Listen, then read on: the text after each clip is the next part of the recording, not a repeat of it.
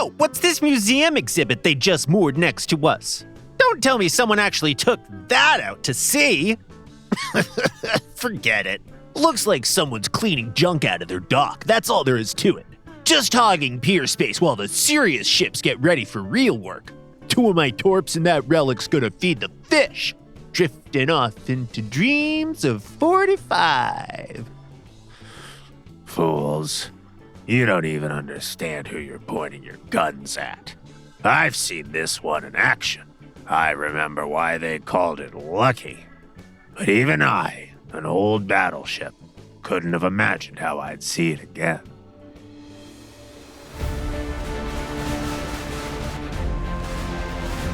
Ladies and gentlemen, a legend is crashing into modern warships, trading the patina of time for the fury of modern combat. Meet the deeply modernized USS Boston, a veteran that went from an almost antique classic to missile cruiser. It's now ready to prove one thing. The old school isn't just alive, it can still smash anyone reckless enough to get close. This grandpa kept his iron personality in the form of artillery that's practically welded into the hull. The cannons can't be swapped, and that's the point. They're a living reminder of this giant's roots, and somehow the Boston carries 5 classic artillery hardpoints. For a missile cruiser, it's borderline excessive, and it feels so good. 6 203mm main battery barrels drop a brutal 103,000 damage per salvo. During the 9-second reload, the 127mm secondary battery steps in, dealing 56,000 damage every 5.5 seconds. But the real ace is the precision. It's surgical. You'll need to get used to the difference in the reload rhythm and the ballistics between the batteries, but it's worth it. With a bit of skill, you can reach the damage levels of everyone's favorite cannon cruiser, the Almirante Grau. There's one major advantage, though. The American can reach targets at ranges the Peruvian flagship simply can't.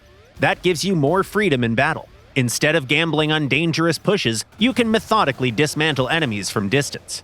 And because all cannons are mounted forward, you can fire the moment you peek out from cover. No full broadside exposure required. That range advantage becomes even more pronounced if you run the X-51. These laser-guided, manually controlled missiles are the perfect tool for a long-range sniper. Swap them for the nuclear High-Fly 2 variant, and the enemy's survival odds drop to nearly none. And remember, the Boston has 3 missile slots. With that kind of firepower, its total punch can rival the salvo of Project 1165. Your eyes are probably lighting up already, imagining free wins. But let's cool things down a bit.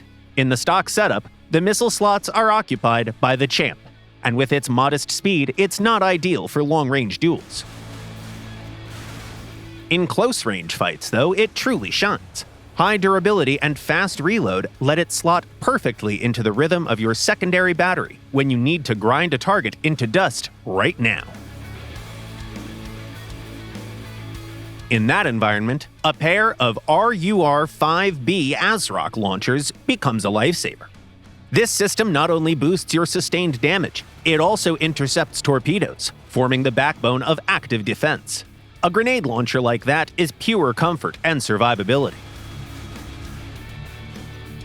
If you prefer a more aggressive style, you can later swap them for Russia's RBU-2500. Shorter reach, but tighter area coverage. Better torpedo handling, and more frequent crits. For a calmer playstyle, the Turkish TRG-230 works well at mid-range. However, it barely protects you from torpedoes, so you'll want to play behind Allied backs.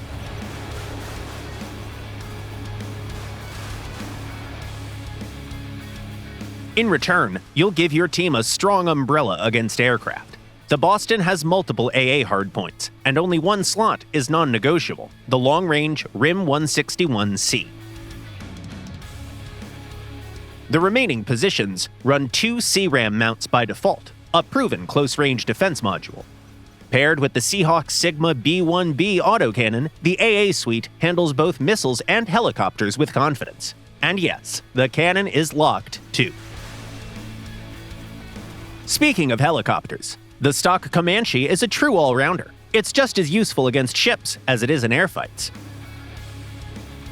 And the cherry on this steel cake is mobility. A top speed of 23.5 knots lets you dictate the fight. Push, swing a flank, or take the center, especially if your build is meant for aggressive knife-range brawls. In the end, the Boston isn't about age, it's about character. This ship doesn't just survive among modern predators, it sets the rules, turning every battle into a personal victory lap.